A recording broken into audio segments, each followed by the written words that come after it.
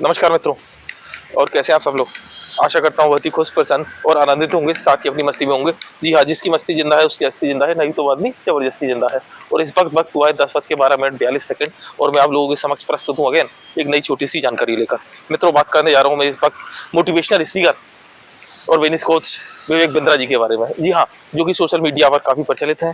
Facebook, Instagram, YouTube channels के माध्यम से वो युवाओं में काफ़ी प्रचलित हुए हैं या हुए थे, क्या बोलूँ मैं। साथ ही जिन पर आरोप लगाए गए मोटिवेशनल स्पीकर संदीप महेश्वरी द्वारा कि उन्होंने किसी स्टूडेंट से घूस ली लाखों रुपए और उसे बेवकूफ़ बनाया।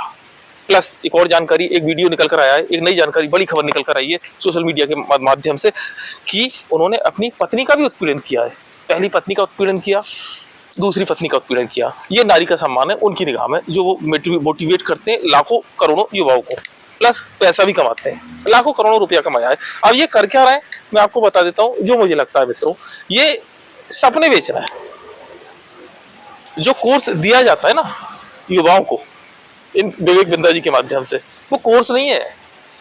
कोर्स तो ये बताते हैं, बिकॉज जाहिर सी बात है, मैं आपसे अगर 10 रुपए लूंगा तो कुछ तो बदले में दिखाऊंगा ना कि मैं आपको ये दे रहा हूँ, ऐसे कर रहा हूँ, इसका ये बेनिफिट होगा। अल्टीमेटली उसके पीछे एक जानकारी होती है, सपना बेचा जाता है। आप करोड़पति हो जाओगे, आप अरबपति हो जाओगे।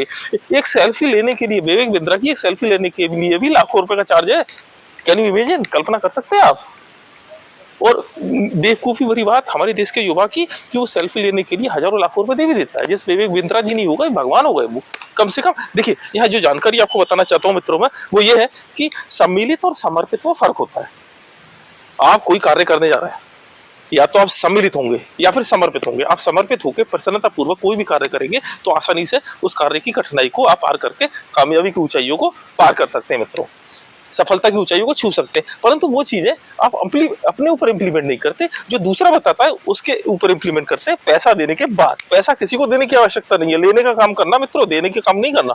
ये मैं आपको बताना चाहूंगा। किसी भी कोर्स के लिए कोई भी मोटिवेशनल स्पीकर अगर आपको किसी कोर्स के लिए या फिर कुछ सेल्स करने की बात करता है तो कहीं ना कहीं वो आपको सपना बेच रहा है।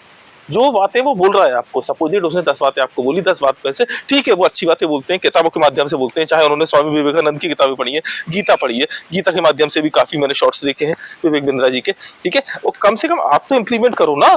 ठीक है, वो आपको मार्गदर्शित कर सकते हैं, परंतु आपको कुछ सेल नहीं कर सकते किसी भी माध्यम से।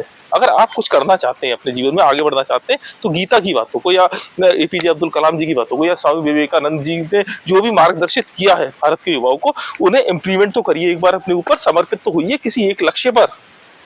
परंतु हम क्या कर रहे हैं, देश का युवा क्या कर रहा है, वो इंस्टाग्राम, फेसबुक चेक करने के दौरान उसे समर्पित होने के बजाय उसमें सम्मिलित हो जाता है पैसा खर्च करके। यानी धन का नाश होता है। ऐसे पैसा दिया और ले लिया, शॉर्टकट जिसे कहते हैं। सफलता का कोई शॉर्टकट नहीं होता मित्रों, उसके लिए मेहनत करनी पड़ती है, संघर्ष करना पड़ता है। मैं आपको दोबारा बताना चाहता हूँ,